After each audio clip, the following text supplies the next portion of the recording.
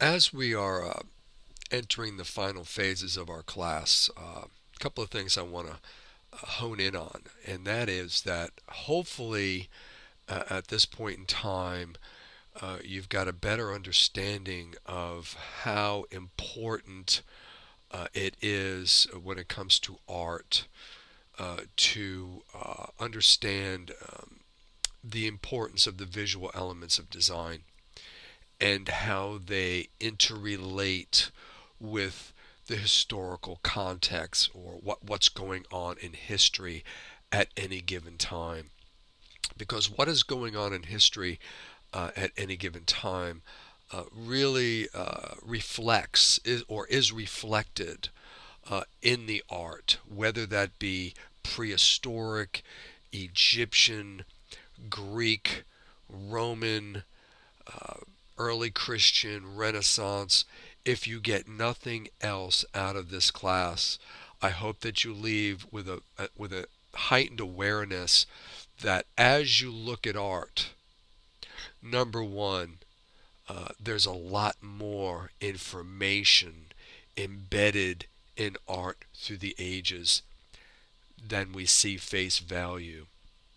There is so much more depth to art, and the only way to unlock and glean that information is to have a better understanding of what's going on in history, in addition to having a better understanding of the psychological and various symbolic connotations that are in the visual elements of design.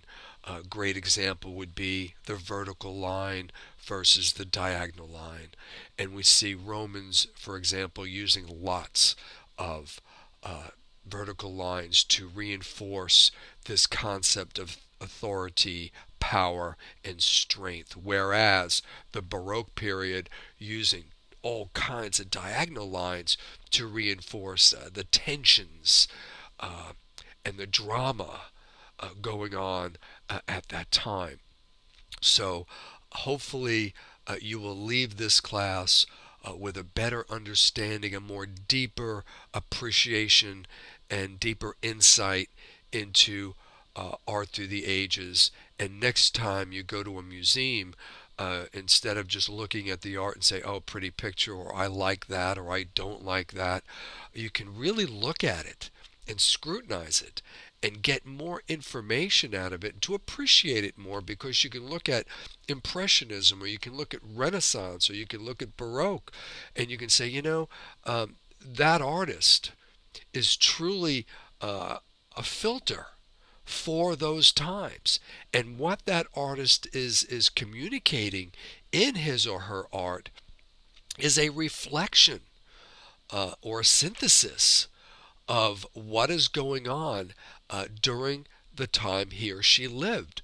An example would be Caravaggio, the great Southern Baroque artist who was making these incredibly dynamic, intense paintings about Catholicism and themes from the Bible. Why? Because the Roman Catholic Church was going through, there was a Reformation going on in Europe, and it was their way, the Roman Catholic Church way, to try to communicate and say, hey, come back into the fold of Catholicism. Whereas we see on the other side of the coin, with the Reformation art in the north of Europe, we see more genre art, art breaking away from religious iconography.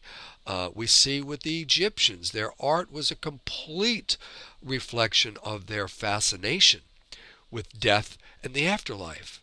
The Greeks, humanism, idealism, rationalism is embedded in the sculpture, for example, and the temples that were built at that time.